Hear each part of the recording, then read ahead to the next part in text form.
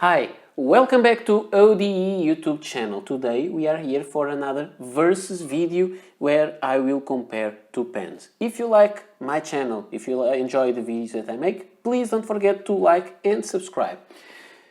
Today the pens that I'm comparing, they are not the same, they are not really completely comparable, but I think they have enough stuff in common to provide an interesting video of their comparison. And I'm talking about the Aurora Duo Cart, the current version, and the Parker 51, the new edition for 2021. And the first big difference you can see is one has a silver colored cap and a yellow barrel, and the other a gold colored cap and a black barrel. One has a round end and the other has a flat end. But let's take a look at some of their characteristics. So this pen is a new release, and this is also a new release, quite recent in this color, maybe 2-3 years, or because they have been fixing some troubles with this pen, and this is a new version. And what we are seeing is a yellow with silver cap compared with that one. This pen is available also in other colors, with some with chrome caps and others with gold colored caps, and the gold colored caps a little bit more expensive. This pen is provided also in some other colors. Some of the colors are only available with a steel cap in chrome color. So you have these, and they are that version with the steel cap has also a steel nib, and it is at a lower cost. The size of the pens, this is something that I want to take a look at, because they can be somehow fitted for the same kind of purpose. We have the Parker 51 with 139 millimeters capped, and this one 133, so 6 millimeters shorter. When uncapped, and this one uncaps just like this, and the other one uncaps by screwing out the cap, you will see that the Parker has 118 millimeters long, and the Aurora Duo Cart has 119. So the Aurora Duo Cart, from the tip, from the end of the barrel to the very tip of the nib, the Aurora is 1 millimeter longer. So not that much difference, but there is some difference. These pens always get these fibers. Those stuff were not scratches, are just these fibers. Both pens have hooded nibs. At least the Parker, we can say it is a hooded nib, because only the very tip is outside, and the Aurora has a semi-hooded nib, because more of the nib is outside. But where do you choose if a pen is hooded or semi-hooded? It's not that clear. The kind of proportions is different. The barrel on the Parker is, and the barrel ends there, the barrel is longer on the Parker and shorter on the Aurora, but on the Aurora the section is longer. And this may make some difference if you like to hold the pen in different places, because the section will allow you 4 more places to hold the pen. About the diameter of the pen, which may be important for some of us, we have on the Parker 51 around here we have 11 millimeters, and on the section 10. On the Aurora we have 12 millimeters and on the section 11. So it means it is 1 millimeter larger than the Parker 51. And I have to say that although this is only a millimeter, you will really feel that difference when you are holding the pens. So, as I told you, they have some aesthetic differences. You have here both caps. Both caps have lines because it was kind of a very popular design. One has a flat surface on the top, very reflective. The other one has this kind of jewel with a breather area around. This one has a arrow-shaped clip, and the Aurora has this more faceted clip, which is interesting. At the bottom of the cap, both have kind of not a separate ring, but a ring, an area on the, around the cap lip that in one case it says Aurora and made in Italy, and the other one says Parker and then made in France, or just France and then the date code. But there are similarities here. This one caps just by push fit, the other one caps by screwing, which is something that I find very strange in a Parker 51, and sometimes I find myself doing this because I think it will cap just as a push fit, which is a strange thing. This one has a flat bottom with a shiny metal thing, and this one has a domed barrel, end of the barrel. So they have some differences. One of the reasons, let me just show you, there is also another difference here. This one has a large band that goes after some threads, and it's kind of strange because you have the threads on plastic and then you have a metal band, and why is that a separate part?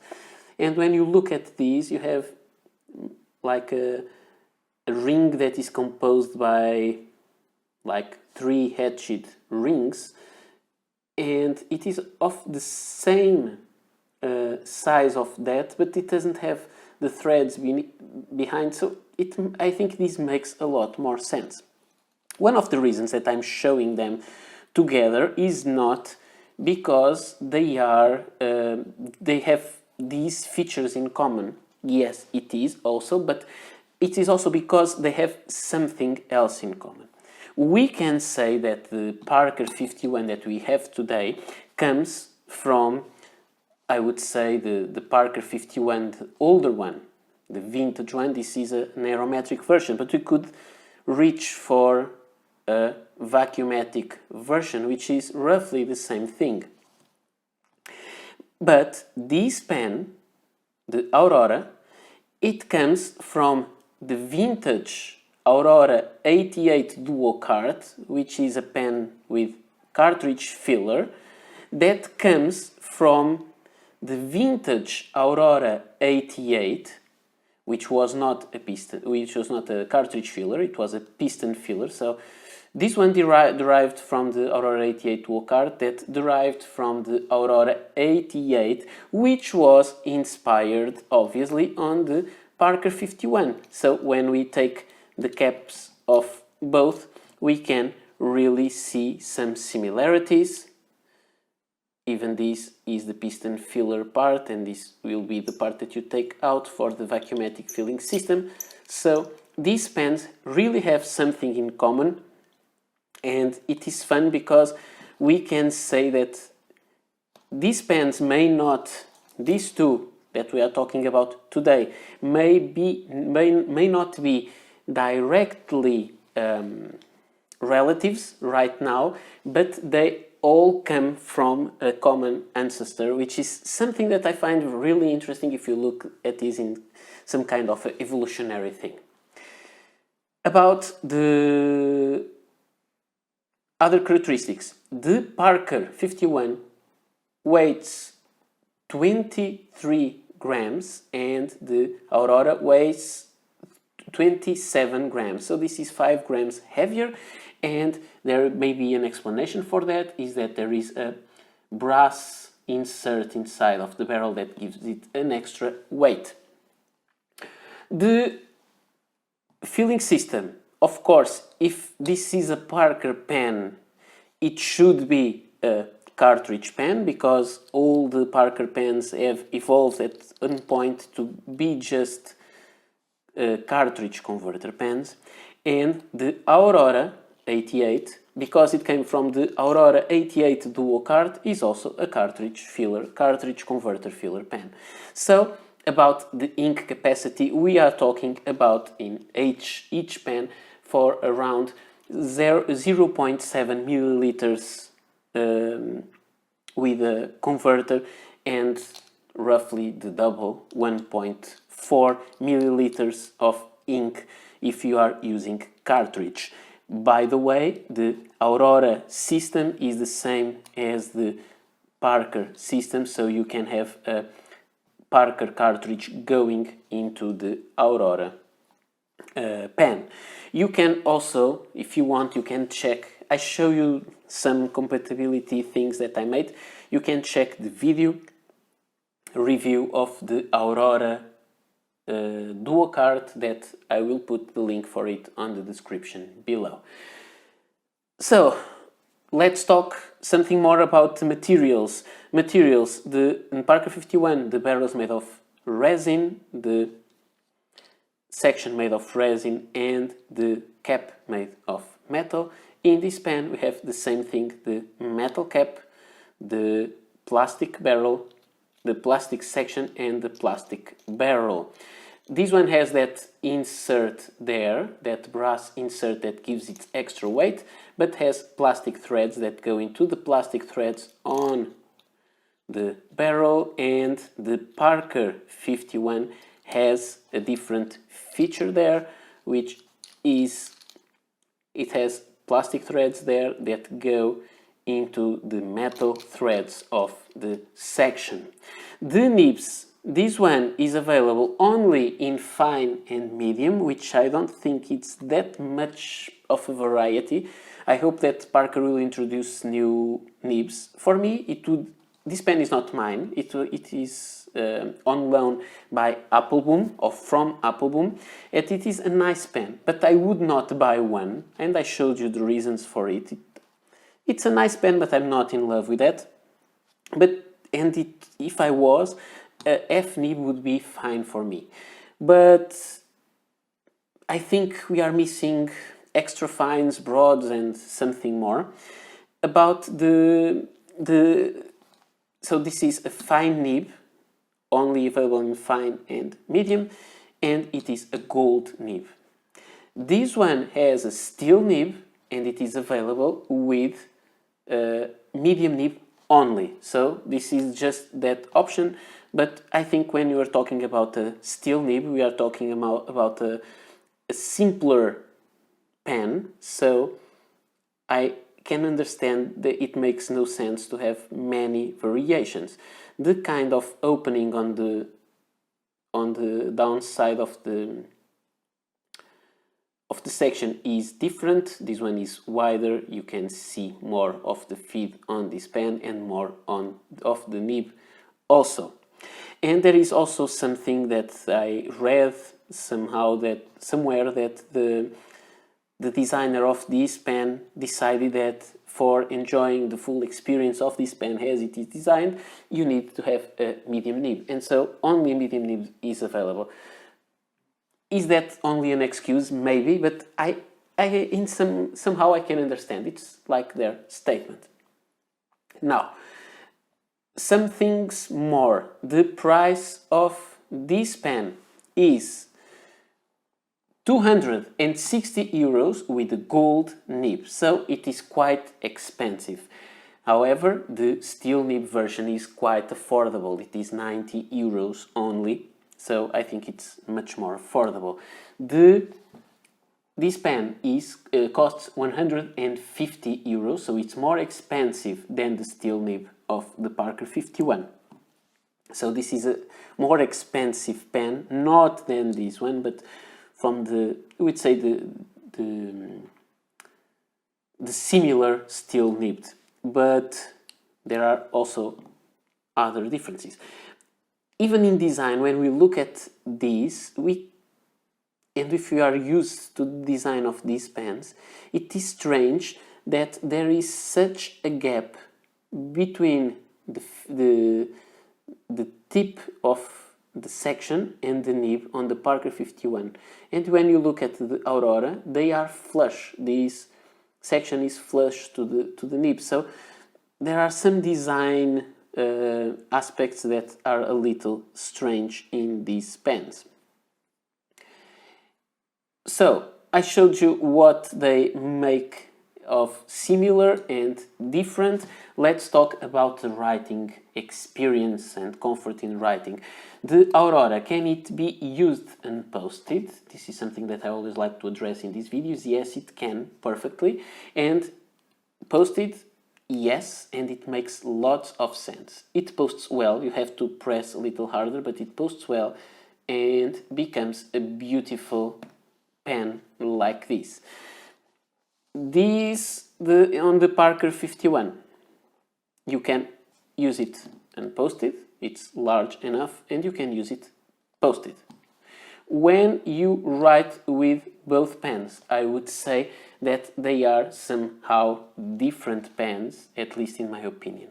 This is a pen that, okay, it is good as it is, but I don't find this to be kind of a real writer's pen. It is a pen that evokes an older model, but I don't really think it's that easy to use.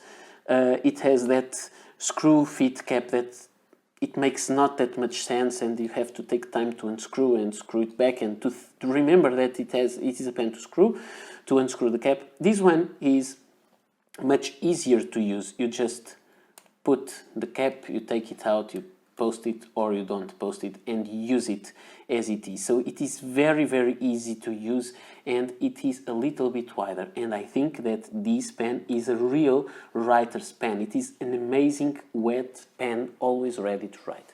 And so let's check how this works on paper. And let's start with the Parker 51. So this is it was uncapped for a while where I was showing, so it skipped there. It was the Parker 51 Deluxe Black with gold trim with a fine nib. This nib has no flex, it is a rigid nib, it has a very nice ink flow, no line variation, and you can even write easily with the underside of the nib, so it is quite good.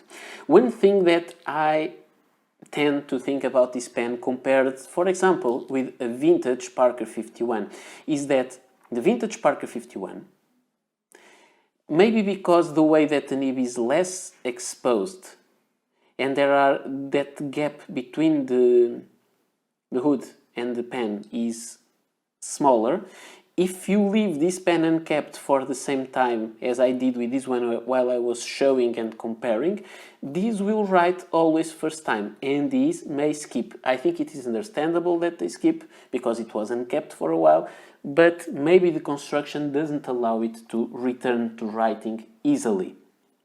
And it's not a mandatory thing, but for this price point, maybe it could be better designed. The ink that is inside is vintage Parker Quink Black, one of my favorite inks ever. And the other pen that I'm going to show you is now the amazing, I like this pen a lot, and this skipped also, the Aurora Duo Cart Yellow, and it has a fine, medium steel nib. That one is a fine gold nib. You will have no line variation, it's a very rigid nib.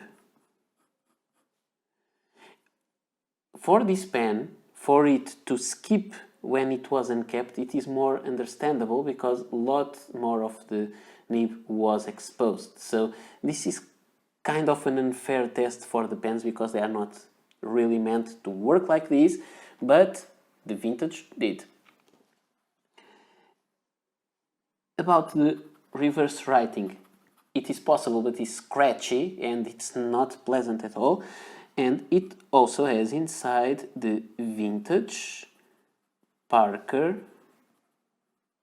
Quink Black. And even between the line, sometimes this pen skips, and this is a problem that I make because I'm looking through the camera, and sometimes I don't put the pen on paper correctly, and I do like this. I rotate it a little bit, and it has to be on the right position on the paper, and that's what happened there. It failed because I didn't touch the paper in the right position. But when you look at the lines of both pens, we can say that the medium nib of the Aurora is almost the same as the fine nib on the Parker.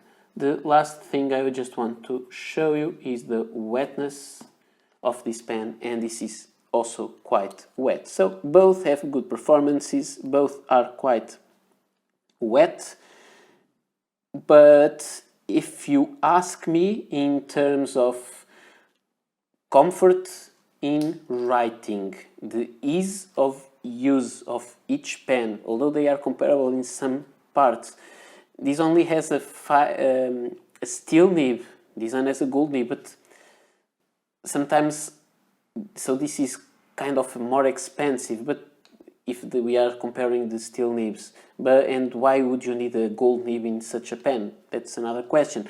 But I think that I like more the writing experience with this pen. It is a nicer pen. Even the nib is very smooth on both pens, but even on this pen it is smoother. It really is a special nib. You write with this and it has a special character. It has the kind of Aurora feedback, and when you write with the Parker,